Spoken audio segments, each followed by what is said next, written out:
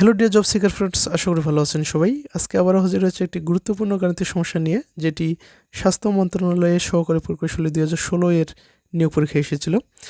আজকের ক্লাসে আমরা এই যে গাণিতিক সমস্যাটি দেওয়া রয়েছে, এই ধরনের গাণিতিক সমস্যা কিভাবে অতি সহজে সমাধান করা যায় সেই টেকনিক শিখব। তাই অবশ্যই ক্লাসটি শুরু থেকে শেষ পর্যন্ত দেখবেন।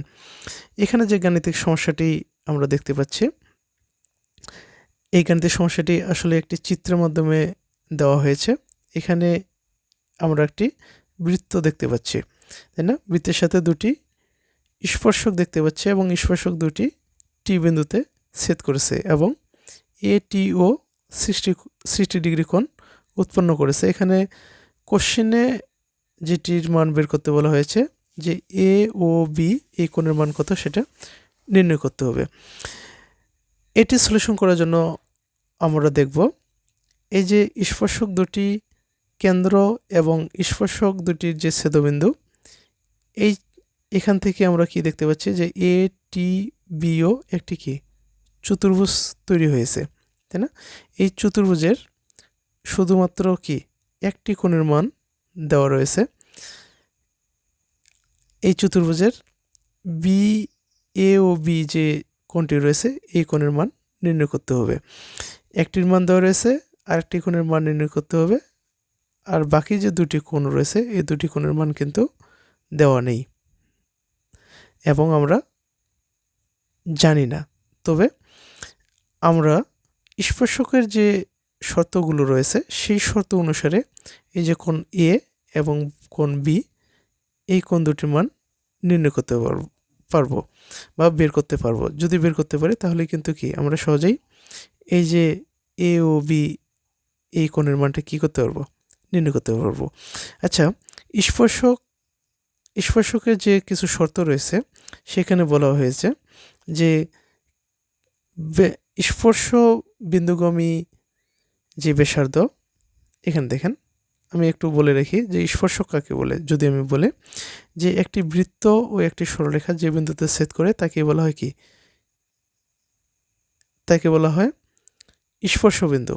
আর ওই স্পর্শ বিন্দুগামী যে সরলরেখাটা সেটাকে বলা হয় স্পর্শক। তাহলে এই যে স্পর্শ বিন্দুগামী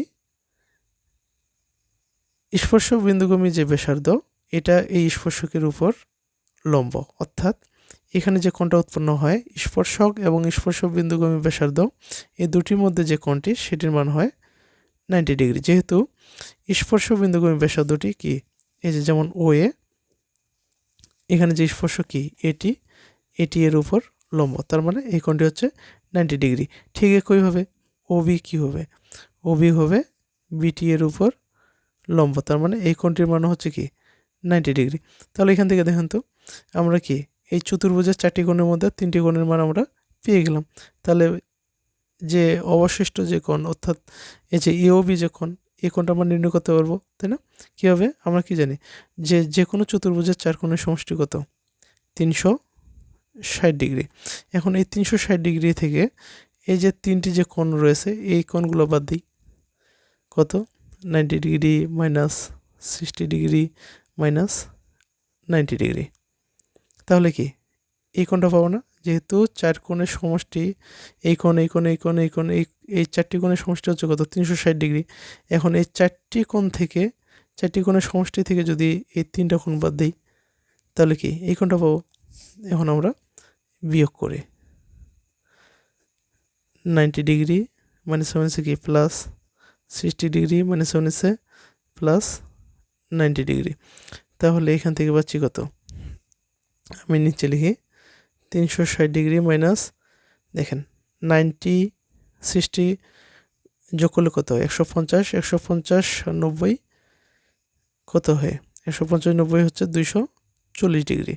বিয়োগ করি 0, 6 আছে, 6 থেকে 4 বাদ দিলে 2, 3 থেকে 2 বাদ দিলে 1, 120 ডিগ্রি। উত্তর হচ্ছে কত, খ।